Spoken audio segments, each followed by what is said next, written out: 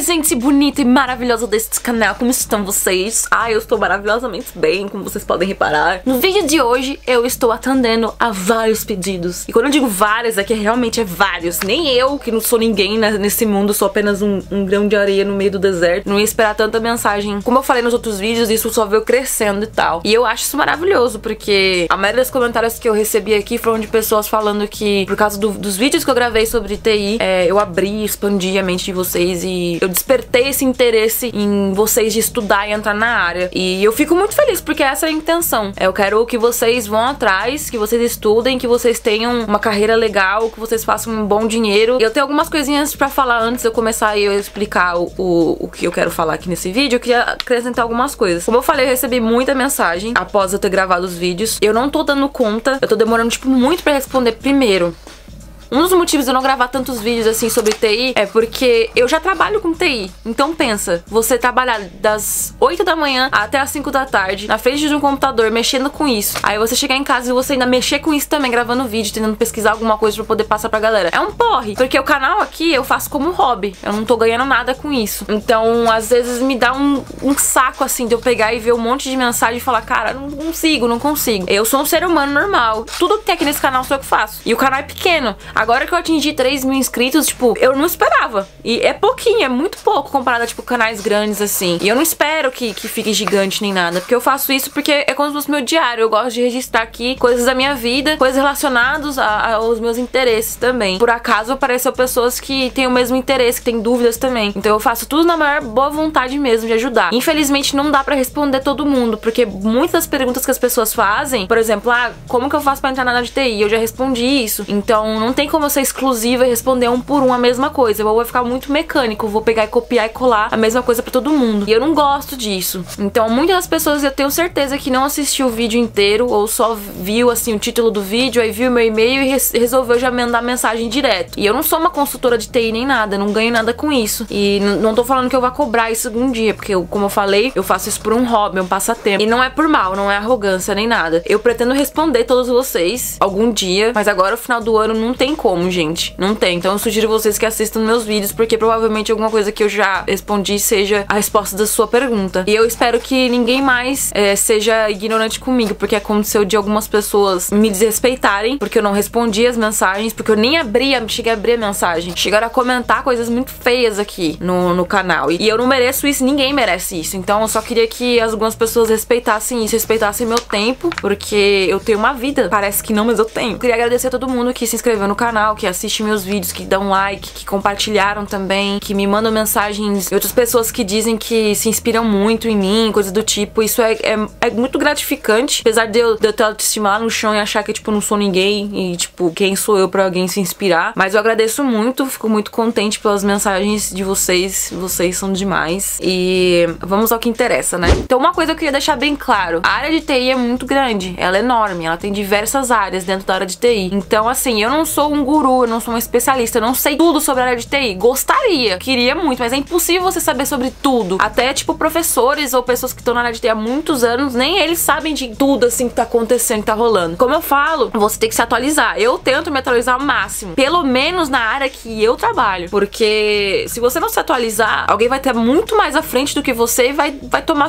o seu futuro emprego ali. É uma dica que eu já falei em outro vídeo e eu repito. Eu, por exemplo, eu não sei se a melhor linguagem hoje em dia é a Python. Eu não sei se Java tem muito emprego. Tem muita coisa que eu não tenho nem ideia. Não faço nem ideia do que tá rolando, porque não é minha área. Então eu não vejo, assim, tanta significância, assim, pra mim ficar pesquisando sobre isso. Às vezes eu leio sobre realmente pra ajudar outras pessoas. Então se eu li sobre isso, se eu fui atrás saber se é a melhor, você também pode. 2017, gente, internet tem tudo pra você ali de mão beijada. Mas se vocês verem alguns comentários nos meus vídeos anteriores e vocês sabem a resposta, fiquem à vontade de responder e ajudarem entre si. Eu acho legal criar, tipo, um fórum nos comentários dos meus vídeos, assim, porque às vezes alguém tá procurando alguma pergunta e acha a resposta ali. Então vocês fiquem livres pra poder ajudar uns os outros aí e criar uma comunidade aqui. Eu queria falar sobre a carreira em banco de dados. Queria explicar um pouquinho, assim, bem breve, porque eu não vou ficar falando coisa, assim, muito técnica. Então, aos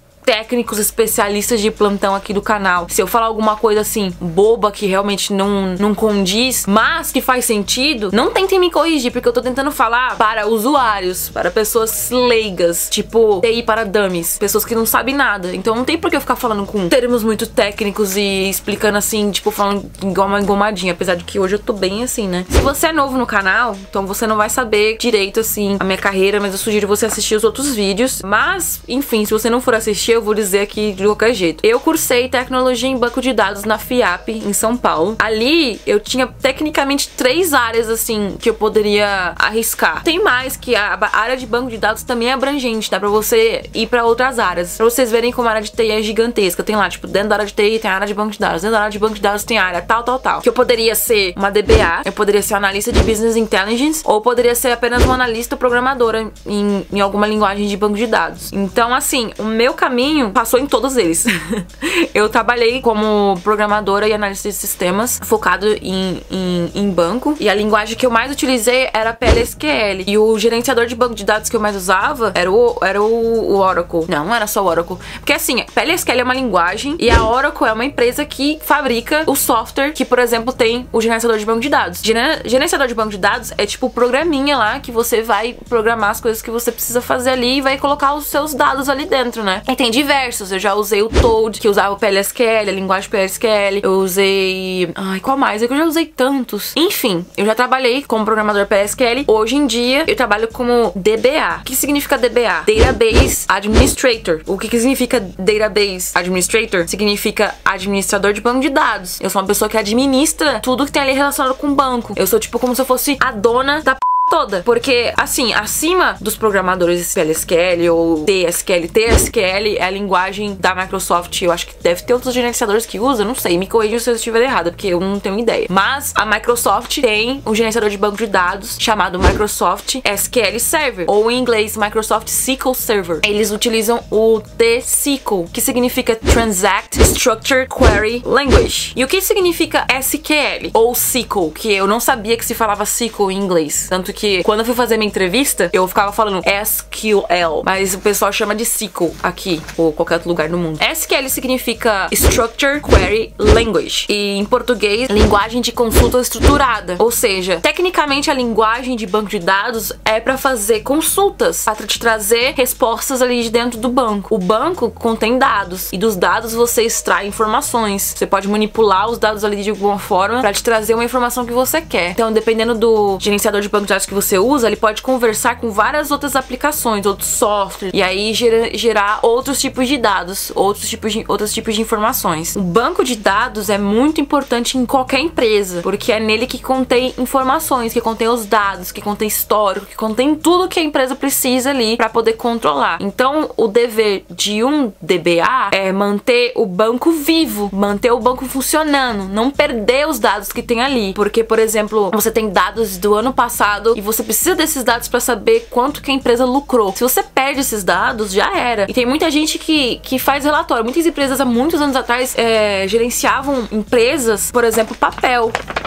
Um relatório em papel e colocava naqueles arquivos, aquelas caixas gigantescas que tem gavetas e tal de ferro, colocava ali. Se pega fogo a empresa, se acontece alguma coisa, sei lá, inunda a empresa, já era. Você perde tudo aquilo ali. Um banco de dados, quando você guarda isso na nuvem, que é mais seguro ainda, você nunca vai perder esses dados. Pode pegar fogo no lugar que você trabalha, perder tudo assim, mas os dados vão estar salvos lá. E aí é só você conectar e é isso. Assim, não dizendo, tem muitas empresas também que se pegar fogo, mesmo com um banco de dados, vai perder tudo e aí ferrou. Por isso que muitas empresas colocam os seus servidores em outros lugares, não deixam dentro da empresa. Por exemplo, a minha empresa, ela tem um galpão que é onde ficam os servidores. Servidores, no caso, seriam grandes computadores que ali fica dentro, armazenado tudo ali dentro. É como se você tivesse um HD externo gigantesco e aí você coloca todas as coisas ali. É tipo isso, o servidor. Explicando assim bem por cima. Inclusive, eu vou lá pra poder fazer orçamento pra ver se precisa comprar mais memória pro HD externo e tal. Então eu vou direto lá. E lá, tipo, tem uns ventiladores gigantescos. Porque aquilo ali funciona 24 horas por dia, 7 dias por semana, 365 dias por ano. Então não pode nunca cair aquilo ali. Aí tem ventilador pra manter fresco, porque aquele negócio, tipo, roda o dia inteiro e fica quente. E aí tem, tipo, senha, porque dentro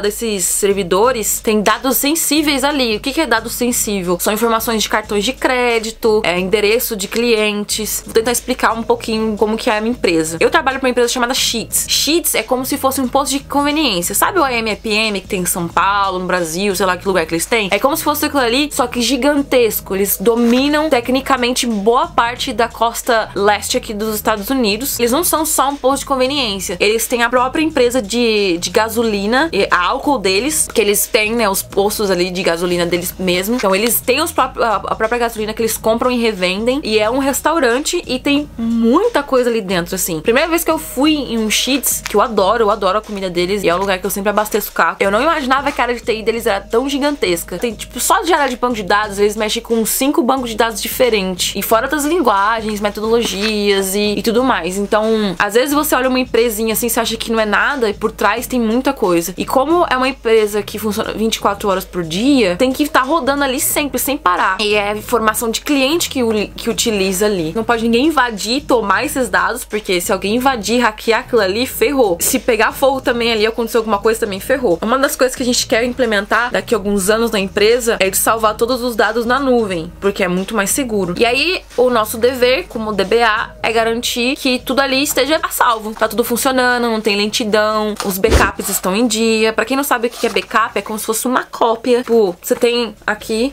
esse papel, aí você tem outro papel aqui que é idêntico. É idêntico isso aqui, é tipo uma cópia. Se acontecer alguma coisa com o banco, sei lá, corromper e deu pau no banco, e aí perdeu o dado, tipo, sumiu informações que tem ali. O programador tava colocando um monte de coisa ali no banco, tá? Eram informações importantes, e aconteceu alguma coisa, acabou a luz, ele não salvou as coisas que ele tava fazendo, como se fosse, sei lá, no Word, sabe? Você tá escrevendo alguma coisa, acabou a luz e você não salvou o arquivo, já era. Quer dizer, hoje em dia o Word tem um negócio lá que ele salva os rascunhos, né? Mas vamos fingir que não tem. Então você perdeu o seu trabalho todo, você perdeu suas informações. Escreveu lá, estava 5 horas escrevendo o seu TCC e você perdeu tudo. Pensa. Então assim, se acontecer isso, você tem a cópia. Aí você roda lá ele dentro do banco e aí ele vai recuperar esses dados que tinha. Então o dever do DBA é rodar alguns jobs. Jobs é como se fosse, sei lá, um programinha que você cria dentro do banco que vai rodar em todas as horas que você quiser. Como se fosse um despertador. Você programa o despertador pra despertar todo dia, 5 horas da manhã pra levantar. Então, no banco de dados, a gente tem o nosso despertador que vai lá, roda um programinha que a gente mesmo cria. Aí ele vai fazer o backup, vai salvar tudo que foi criado ali. E esses backups têm jeitos diferentes de você fazer, dependendo da necessidade do banco ali, né? Às vezes pode ser que você faça um backup todos os dias, pode ser que você faça um backup toda semana. E aí também tem outros programinhas que vão fazer uma limpeza desses backups, os backups mais antigos. Enfim, tem várias formas de fazer. E aí, ele vai salvar essa cópia do banco em um arquivinho que tem lá. E aí, se você precisar, tá lá salvo pra você. E eu já vi muitas pessoas perdendo emprego porque não fizeram backup e aconteceu alguma coisa e a responsabilidade era sua. E aí a pessoa acabou perdendo o emprego por causa disso. Outra responsabilidade de um DBA também é de preparar o banco, de criar o banco, né? O DBA, junto com o líder de equipe, o engenheiro de software, coisa do tipo, todo mundo ali na área de TI que vai criar alguma coisa que se liga, por exemplo, tem um software que vai conectar com um banco de dados. O DBA tem que estar ali na hora, junto com, sei lá, com algum programador também, pra tentar entender as necessidades desse software. Então, por exemplo, tem um programinha lá que vai conectar com o banco de dados e vai coletar informações dos clientes. Então, eu preciso saber que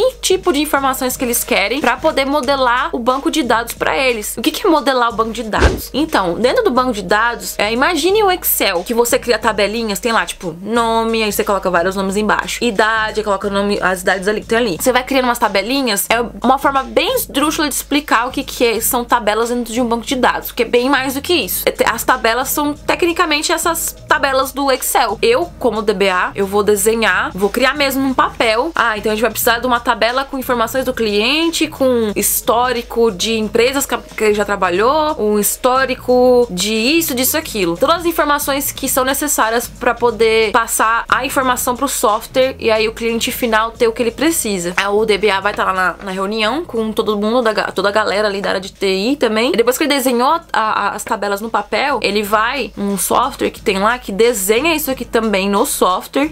Quer dizer, nem todo DBA faz isso no papel. Eu faço porque é mais fácil pra mim. Que aí depois eu só olho o que eu preciso, assim, só um rascunho. E aí eu vou desenvolvendo a minha ideia ali na hora no software. É um software específico específico pra isso. E aí disso você consegue extrair as informações e passar pro banco que você cria, gerar tabela. Tem outros métodos também de criar tabela dentro do banco. E essas tabelas, elas se conectam entre si. Então são coisas estruturalizadas. Não sei nem como é que se fala isso, meu Deus do céu. É bem difícil explicar, eu precisava mostrar isso aqui pra vocês. Mas nos próximos vídeos eu prometo que eu vou mostrar pra vocês como que funciona esse negócio de modelagem, tá? Mas aqui é só um breve overview. Mas antes mesmo de criar o banco de dados em si dentro do gerenciador de banco de dados, é responsabilidade do DBA instalar ele no servidor. O exemplo na minha empresa. Como a minha empresa utiliza diversos softwares diferentes, pra não ficar tudo embananado, a gente cria diversos servidores. E o que são esses servidores? São como se fossem computadores virtuais, que na verdade não é um computador virtual, é um computador mesmo que tem lá, físico, e aí a gente acessa ele via VMware. Virtual Machine. O que é Virtual Machine? É tipo como se fosse um computador dentro de outro computador. Então você consegue acessar vários computadores. É bem difícil explicar isso, gente. Eu nunca pensei que eu fosse ter que explicar isso. Mas enfim, é como se fosse a interface desse computador que tá lá no servidor gigantesco, na casa lá que tem vários computadores dentro, que eu expliquei que tem lá o ventilador e tudo mais. Então a gente acessa isso pelo nosso computador. Então eu consigo acessar vários computadores dentro do meu. Cada um desses computadores é uma aplicação diferente, é um software diferente que roda no sistema ali por trás da empresa. Por exemplo, a gente tem um software que ele faz um cálculo, faz uma previsão quanto que vai ficar o preço da gasolina. Então a gente tem uma noção de quando vai ficar mais barato, a gente compra a gasolina e a gente armazena essa gasolina, e a gente consegue vender mais barato. É bem complexo de explicar. E aí só pra usar esse software a gente tem um computador disso daí. Aí eu tenho que criar um banco também pra registrar todo o histórico disso daí e outras coisas mais, que na verdade não sou eu que registro isso, não sou eu que lido com esses dados. Aí é o programador que vai jogar essas coisas aí dentro e é responsabilidade dele, não é mais minha, porque eu não sou mais programadora. Eu que vou instalar o banco de dados, eu que tenho que saber quanto de memória que esse banco de dados precisa pra poder ser compatível com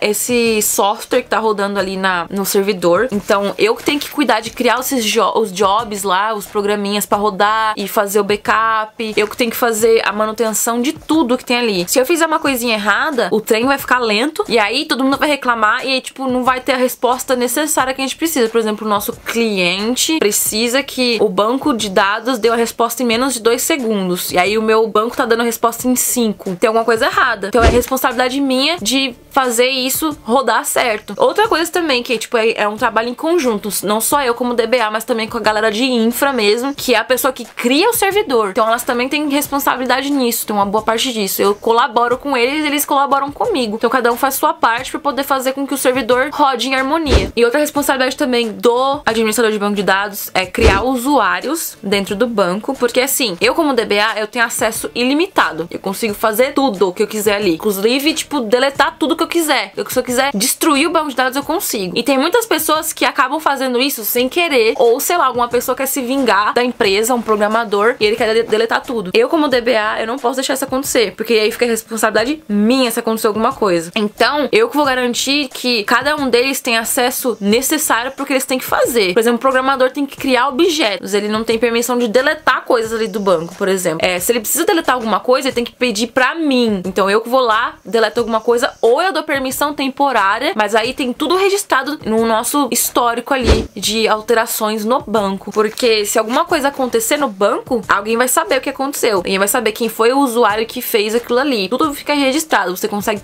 extrair essa informação do banco. Então tem outras perguntas aqui na listinha que eu coloquei que eu vou falando, não consigo parar. O que é um banco de dados? Então, o banco de dados é tipo uma coleção de dados que são totalmente organizados, como eu expliquei lá, estruturado, que eles podem te dar informações que você necessita. Dado é informação? Não necessariamente, mas dos dados você consegue absorver a informação que você precisa. É meio complicado explicar, mas na verdade não é informação, porque às vezes o dado que você tem ali, ele não tá estruturado, não faz muito sentido. Então você vai lá, organiza ele inteiro, aí desse dado você consegue puxar a informação que você precisa. Então, dado a informação? Não, porque dado é tipo uma coisa que você pode quantificar, qualificar, classificar, entendeu? Nem eu.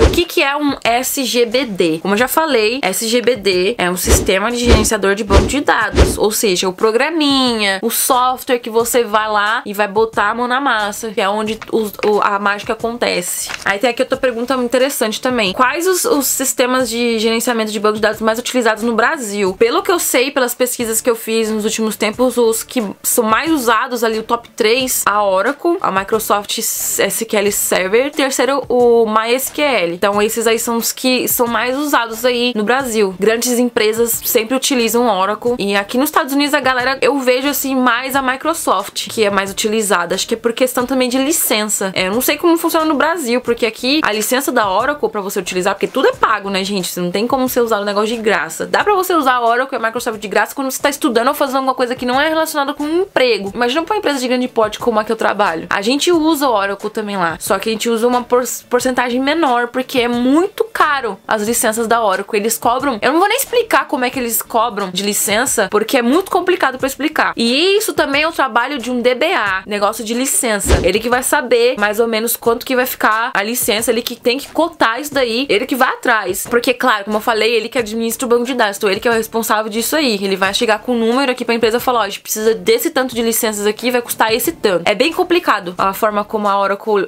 licencia o software deles. A minha cachorra tá roncando muito alto, gente, não tem noção. Ela tá entediada com esse assunto.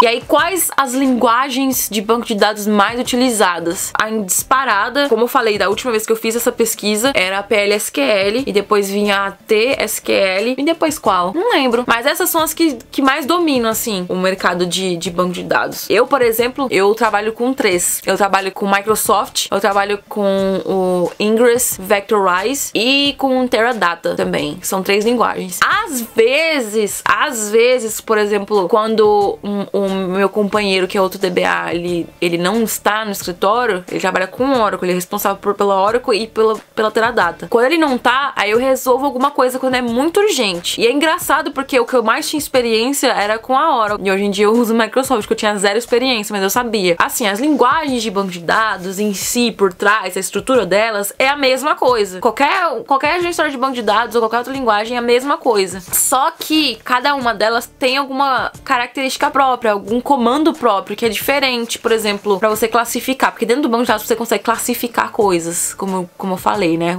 Consegue classificar os dados. Pra você inserir os dados, ele precisa corresponder ao formato dele. Por exemplo, data. A gente tem um campo lá pra você escrever. Sabe quando você tem um formulário na internet, que aí você vai colocar, por exemplo, seu nome e a sua data de nascimento? Aí ali automaticamente tem aquelas barrinhas lá, aparece lá pra você, e ele vai pulando automaticamente. Então, por trás desses, tem um banco de dados ali, que é onde vai salvar esses formulários. Nem todos são assim, mas a maioria é assim. Em algum lugar tem que ficar armazenado esses dados, né? No banco, ele tem um formato específico pra isso, que você, como programador PLSQL, vai colocar lá. Na Microsoft, na Oracle, acho que é formato date que se escreve. Date. Eu não lembro agora. E na Microsoft, eu acho também que é date. Ou deve ser diferente. Vamos fingir que é diferente. Sei lá, é S-Date. O nome que você classifica, que você escolhe. É como se você tivesse um botãozinho lá que você clica, ele abre umas opções assim e você escolhe lá, date. Aí nesse campo só vai colocar data, só coisas numéricas. E aí é só data, tipo DD de dia, MM de mês e AAA de ano, ou AA de só os 2 últimos números do ano, né? Então isso é uma das coisas que é diferenciada de um banco pro outro. Às vezes o nome dessa classificação é diferente, algum comando também que tem lá é diferente um do outro. Mas pra você migrar, se você programar em uma linguagem, por exemplo, PLSQL, você consegue programar em TSQL. É só você ler umas coisinhas na internet assim, ou pegar um livro e dar uma revisada que você aprende. Eu não tenho muita dificuldade. É a pergunta, o que eu preciso pra ser um DBA? Depende também. Por exemplo, o DBA tem as fases lá, tem os seus estágios. Tem lá o seu como estagiário, que geralmente se você não tem nenhuma experiência nem nada, está na faculdade, recomendo você procurar um estágio, que é muito difícil, que eu nunca achei estágio como DBA. Eu procurei muito tempo, desde que eu tava na faculdade, eu queria tentar alguma coisa como DBA, porque esse era o intuito que eu tinha, era ser um DBA quando eu entrei na faculdade. E eu nunca tive essa oportunidade, só vou ter essa oportunidade de trabalhar como DBA aqui nos Estados Unidos. E pra você ser júnior, que é o nível após o estágio, que o estágio geralmente é quando você tá na faculdade ainda, que você não tem experiência nenhuma e você quer aprender. Então você vai ganhar pouco, você vai trabalhar pra caramba e você vai aprender muito. Então é isso, tipo, tecnicamente o estágio, pra quem não sabe. E aí depois vem o júnior, que é quando você já terminou a faculdade geralmente, né? E você já tem uma experiência anterior, que seria o seu estágio, e você já tem um conhecimento assim um pouquinho mais sólido, mas eles não vão exigir pra você coisas muito gigantescas e de responsabilidade assim enorme pra você, porque você é júnior. Então você precisa gerar essa confiança ali sua entre você e o banco. E aí depois vem o nível pleno, que é quando você já tem uma experiência assim bem mais sólida do que um júnior, você já tem um tempo a mais, então você já sabe como é que é, você já acompanhou uns DBA sêniors aí da empresa, você já sabe o que tá fazendo, então você ganha mais responsabilidade. E aí pra você ser um sênior, você já vai ter que cuidar da porcaria toda ali. E claro, seu salário vai aumentar, você vai ter muito mais responsabilidade, você vai ter muito mais tempo de trabalho, e também cada etapa disso aí exigem também certificações, algumas coisas do tipo. Nem toda empresa exige certificação. Pra você subir de cargo, algumas empresas pedem, você tem que tirar essa certificação, tem que fazer isso e aquilo pra você subir de cargo e você virar um sênior, por exemplo. Eu, por exemplo, tenho 2 certificações Oracle e eu não trabalho com Oracle, engraçado, né? E eu não vou explicar sobre essas certificações Oracle agora, talvez eu grave em outro vídeo explicando também, que eu acho que é um assunto interessante, mas aí já é uma coisa mais avançada. E eu trabalho como pleno hoje em dia. Eu não passei pela fase de estágio nem de júnior, como DBA, mas eu já fui programadora júnior. E assim, uma das coisas que eu ia falar, que você precisa pra você ser um DBA, é que você precisa saber programar. Você tem que saber o que o código tá dizendo, porque se acontecer algum erro, também é responsabilidade do DBA entender aquele erro ali. Porque se o programador não conseguir resolver aquilo ali, pode ser alguma coisa do programa dele, do código dele que deu pau, e aí ele pode resolver isso daí, ou pode ser alguma coisa relacionada ao banco, ou então tem alguma query, algum código que alguém rodou ali, aí você tem que tentar entender o que tá acontecendo. Fora que tem os erros também do banco que gera, e eles vêm em linguagem, você precisa tentar entender isso daí. É muito importante para um DBA saber programar, pelo menos na minha opinião. Eu já vi pessoas que são DBA que dizem que não é importante você saber. Eu acho que é essencial, porque você tá lidando com o banco, você